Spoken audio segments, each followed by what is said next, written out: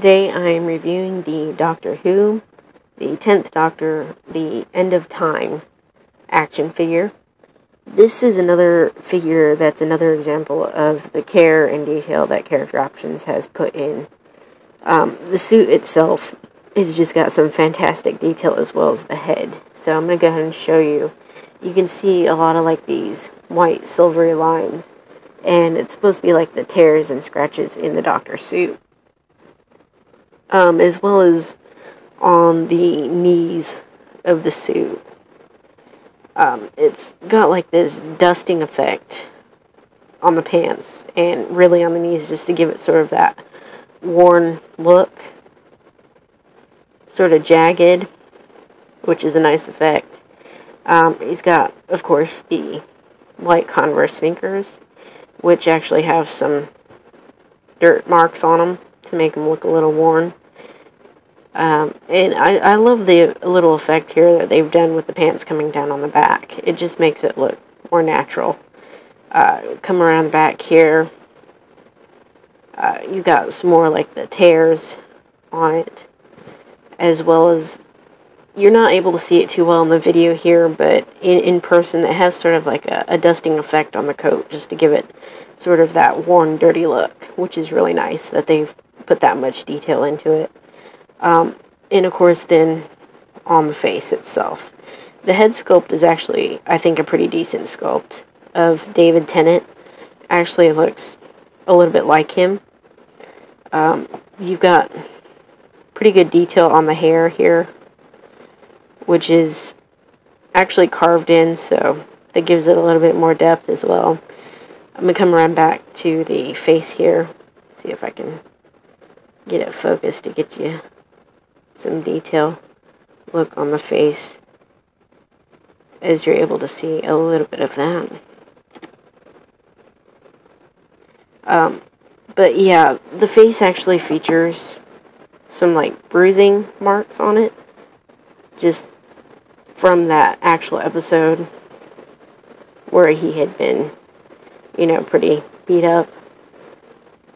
So you've got some red marks here on the forehead and on the side of the face there. Just overall, really nice detail that they've put into this figure. Now, it actually only comes with one accessory, which is the sonic screwdriver right here. As you can see, it's actually pretty flimsy. It's not a solid piece of plastic, really. It's more like a rubbery type of material. But it does fit nicely into the Doctor's hand here. So to get him to hold that. And we'll go ahead and move into the articulation here.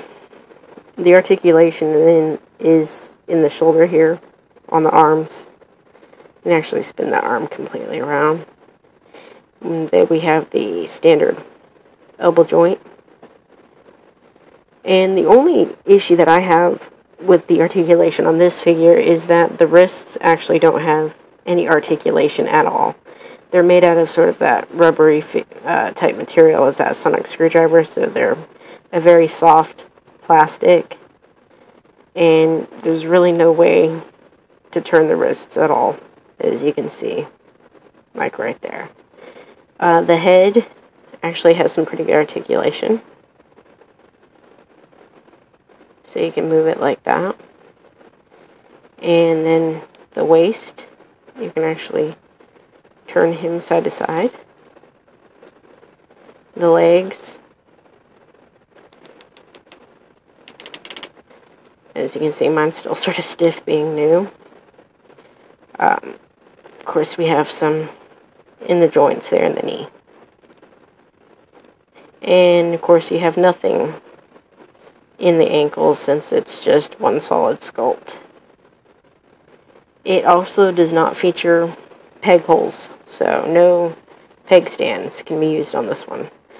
But he stands pretty easily by himself, just like so.